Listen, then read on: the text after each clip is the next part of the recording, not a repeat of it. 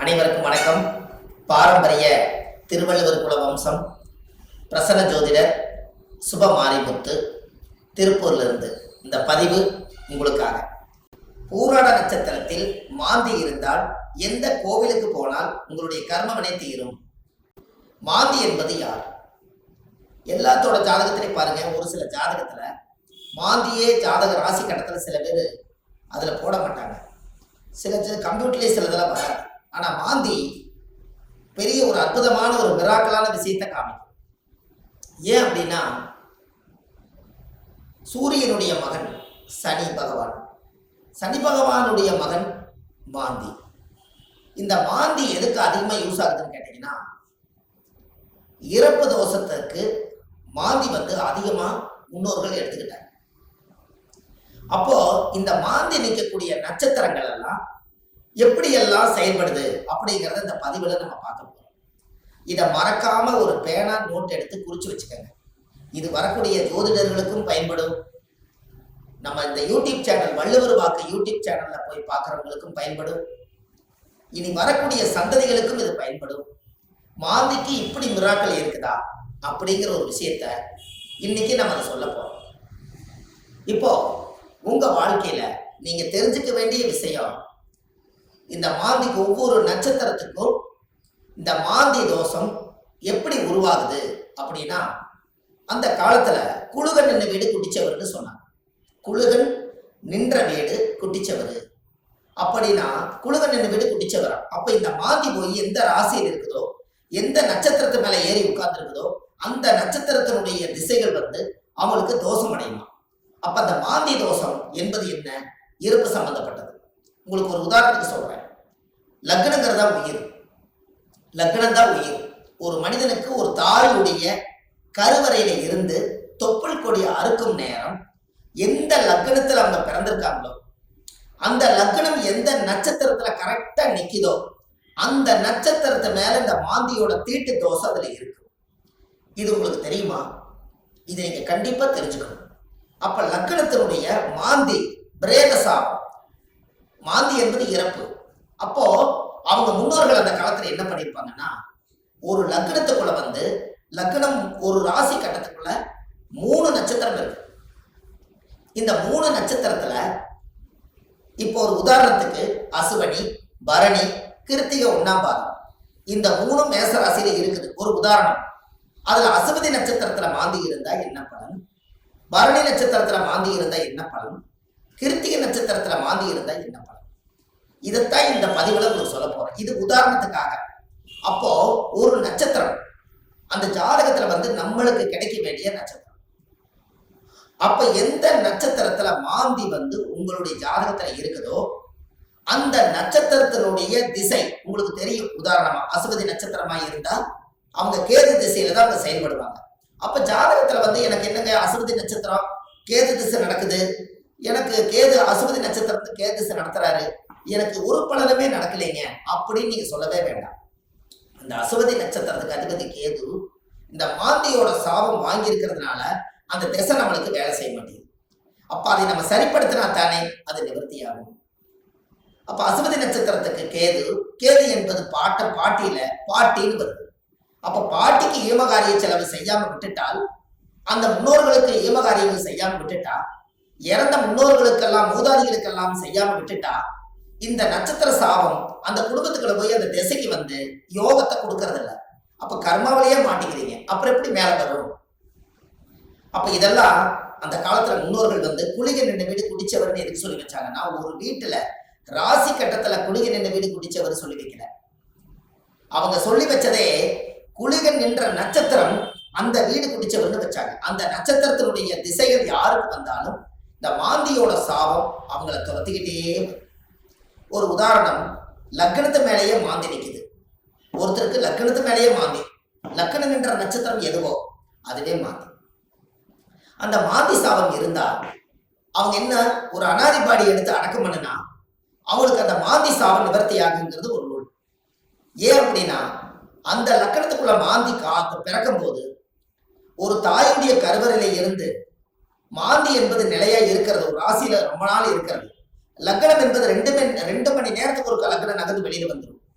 கரெக்டா அந்த பிரசவமாகி இந்த லக்னம் போய் கரெக்டா மாந்தியோட நட்சத்திரத்துல போய் கரெக்டா அந்த லக்னம் உட்கார்ந்துட்டால் இந்த லக்னம் வந்து தீட்டாய் போயிடும். இதுதான் அதனுடைய பரம ரகசியம்.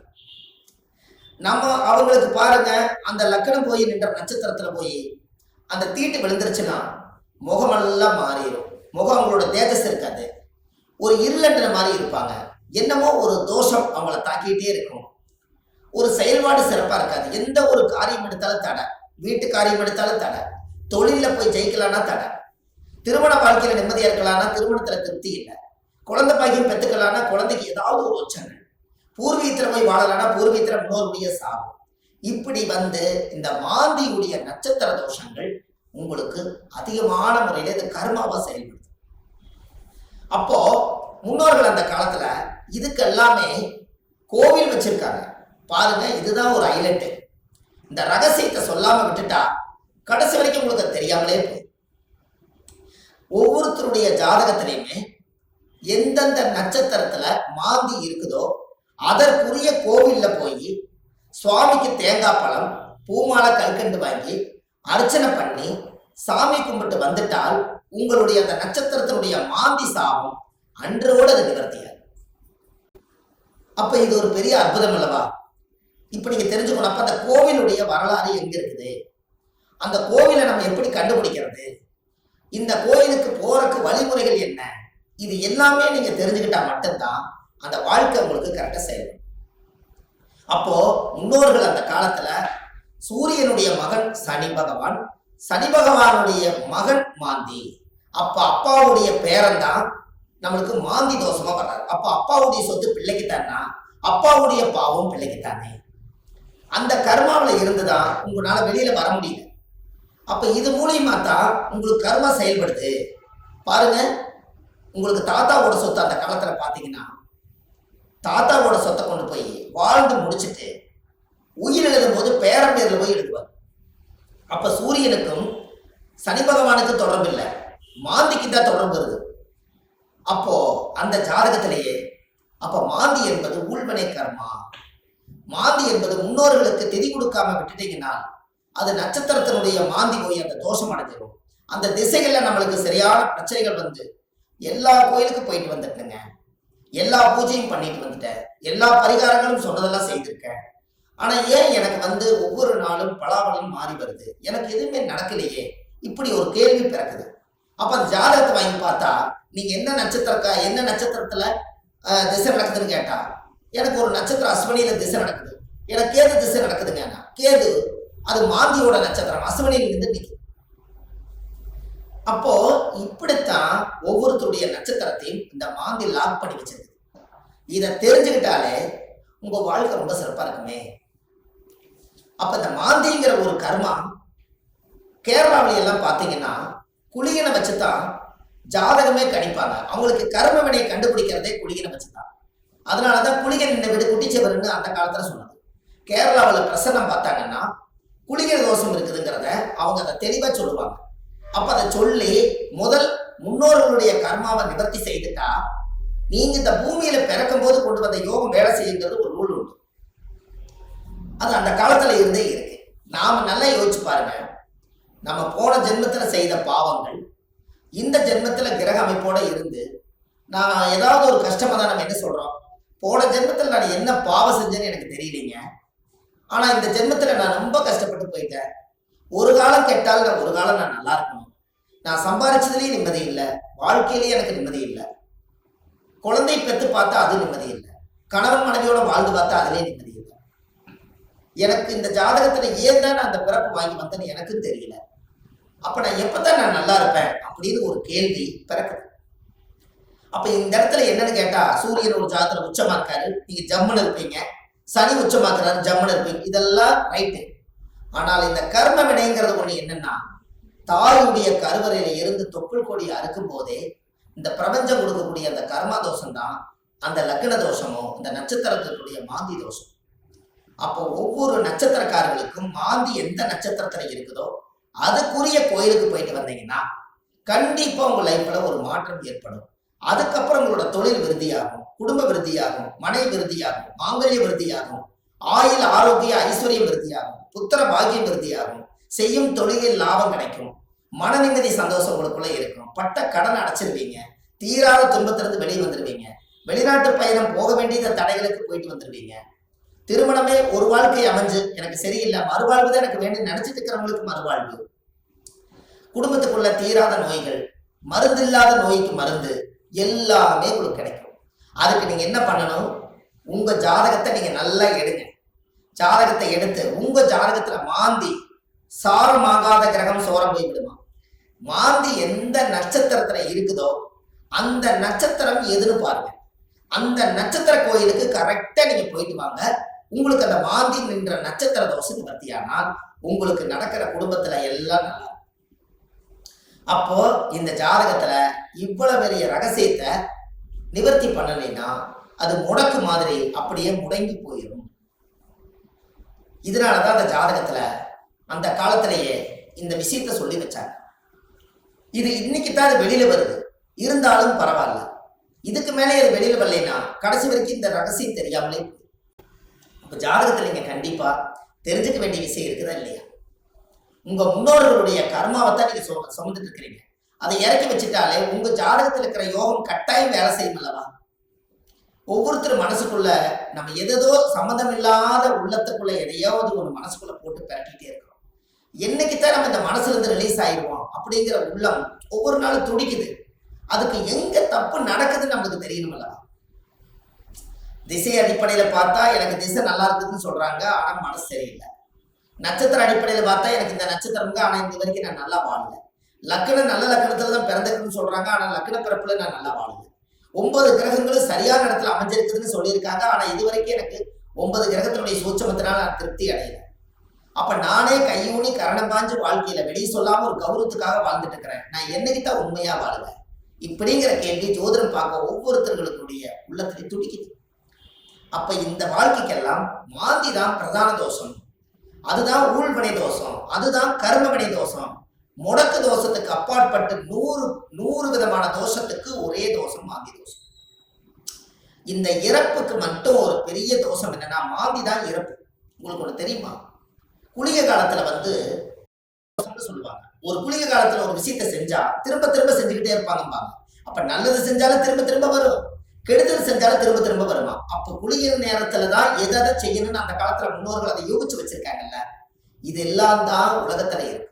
நீங்க போங்க, வள்ளுவர் வாக்குன்னு யூடியூப் சேனல்ல போனீங்கன்னா இது போல ஆயிரக்கணக்கான பரிகாரத்தை நிறைய கொடுத்துருக்கேன். கண்டிப்பா இதெல்லாம் நீங்க தெரிஞ்சுக்கணும்.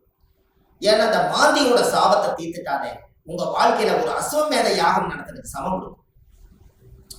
எப்படி ஒரு பிரமாதமான ஒரு பிறப்புன்னு பாருங்க. அப்ப இந்த கண்டிப்பா உங்களுக்கு இதுக்கு ஒரு தீர்வு வேணும் அல்லவா?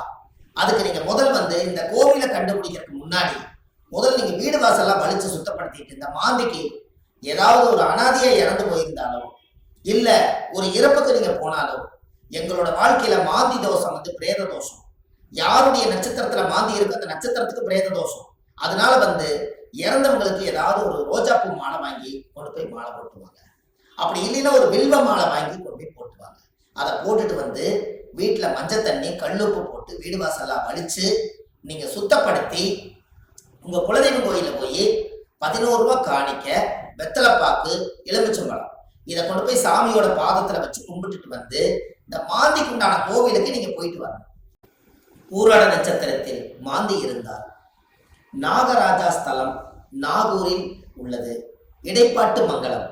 இந்த கோவிலுக்கு சென்று சுவாமிக்கு தேங்காவளம், பூமாலை, கல்கண்டு வாங்கி அர்ச்சனை செய்து வந்தால் உங்களுடைய ஜென்ம பாவம் அன்றோடு நிவர்த்தியாகும். அப்ப அந்த கோவிலுக்கு நீங்க போறதுக்கு முன்னாடி இந்த வீடு வாசல்லாம் வலிச்சு நீங்க சுத்தப்படுத்தி, குழந்தை பிறந்த வீடு, வயசுக்கு வந்த வீடு, இறந்த வீடு, இந்த வீட்டுகளுக்கெல்லாம் நீங்க போகாம இந்த பிரேதத்துக்கு நீங்க மாலை போட்டுட்டு 3வது நாள்ல இருந்து ஒரு 3 நாளைக்காவது வீடு வாசல்லாம் வலிச்சு சுத்தப்படுத்தி நான்வெஜ் எதுவுமே யூஸ் பண்ணாம நீங்க பரிசுத்தமா நீங்க இருக்கணும்.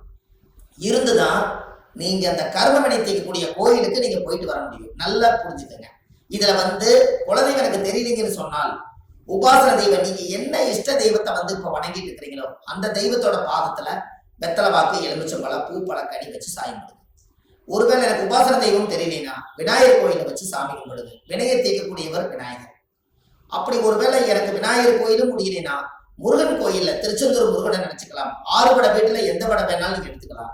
இப்படி ஏதாவது ஒரு தெய்வாலயத்துல வெத்தலை பாக்கு 11 ரூபாய் காணிக்க, எலுமிச்சம்பழம் இதை வச்சு நான் இந்த கர்ம வினையை தீர்த்துட்டு வர்றேன், அதை தீர்த்துட்டு வந்ததுக்கு அப்புறம் என்னுடைய வாழ்வாதாரம் நல்லா இருக்குன்னு சொல்லி நீங்க அந்த ஒரு மூல மந்திரத்தை நீங்க ஒரு கோயில்ல போய் சொல்லணும். என்னன்னு சொல்லணும்? முற்பிறவியில செய்த பாவங்கள் என்னோட கர்மாவெல்லாம் தீரணும்னு சொல்லி கோயில்ல நீங்க விளக்கு போட்டு ஒரு 21 முறையாவது அந்த கோயில் முன்னாடி போய் சாமி கிட்ட சொல்லணும். என்னன்னு? முற்பிறவியில செய்த பாவங்கள் எப்பிறவிக்கும் தொடராமல் இருக்க, இப்பிறவியிலேயே என்னுடைய தந்தை வழியில வந்த கர்ம வினைகளும் தாய் வழியில வந்த கர்ம வினைகளும் என்னுடைய இந்த பூர்வ ஜென்மத்துல நான் இந்த பூமியில கொண்டு வந்த கர்ம வினைகளும் இன்றோடு நிவர்த்தி ஆகட்டுன்னு சொல்லி உங்க ஜாதகத்துல இந்த கர்மா தோஷத்தை நீங்க சுத்தப்படுத்தியாச்சுன்னா அன்னையோட உங்க வாழ்க்கை ரொம்ப சிறப்பா இருக்கும். இதை சொல்லி விளக்கு போட்டு சாமி கும்பிட்டு தேங்காய் பழம் பூமாலை கல்கண்டு வாங்கி அர்ச்சனை பண்ணி சாமி கும்பிட்டு வாங்க. அன்னையோட அது நிவர்த்தி ஆகும். அந்த கோவில் என்னங்கிறது தான் இப்போ உங்களுக்கு சொல்ல போறேன். ஏன்னா இந்த கோயில் நம்ம எப்ப சொல்லணுங்கிற ஒரு விதி இருக்குது. இந்த அர்த்தங்கள் எல்லாம் புரியாம நீங்க கோயிலுக்கு தெரிஞ்சிட்டாலோ கோயிலுக்கு போனாலும் விவரம் பத்தாது. அதனால நீங்க இதை செஞ்சீங்கன்னா உங்க வாழ்க்கை ரொம்ப பிரமாதமா இருக்கும் என்று சொல்லி இந்த ஒவ்வொருத்தரோட வாழ்க்கையிலையுமே இந்த மாந்தி தோஷம் நம்மளை ரொம்ப கடுமையான பாதிப்புல கொண்டு போய் எல்லா மக்களையும் உட்கார வச்சதுனால இந்த மாந்தியிலிருந்து நீங்க விடுதலை ஆயிட்டால் உங்களுக்கு சுதந்திரம் கிடைச்சாச்சு. உங்க ஜாதகத்தினுடைய பிடியிலிருந்து, தோஷத்தினுடைய பிடியிலிருந்து, உங்க வாழ்வாதாரத்தினுடைய பிடியிலிருந்து நீங்க மிகப்பெரிய பிரம்மாண்டமான ஒரு ஆரோக்கியமான வாழ்க்கை வாழுவீங்க. இந்த மாந்தி சாபத்தை நிவர்த்தி பண்ணிட்டு வாங்க. உங்க வாழ்க்கை எப்படி இருக்குதுன்னு மட்டும் பாருங்க. வள்ளுவர் வாக்குன்னு யூடியூப் சேனல்ல போயிட்டு இருக்குது. ஆன்லைன்லயே நம்ம ஜாதகம் பார்க்கறோம். Date of birth, time, place நீங்க கொடுத்தா போதும், ஜாதகத்தை கணிச்சு போன்லயே உங்களுக்கு சொல்லிடுறோம். இதுல உங்க ஜாதகத்துல கீழே போயிட்டு இருக்கிற நம்பருக்கு நீங்க ஒரு முன்பதிவு செய்து வச்சுக்கோங்க.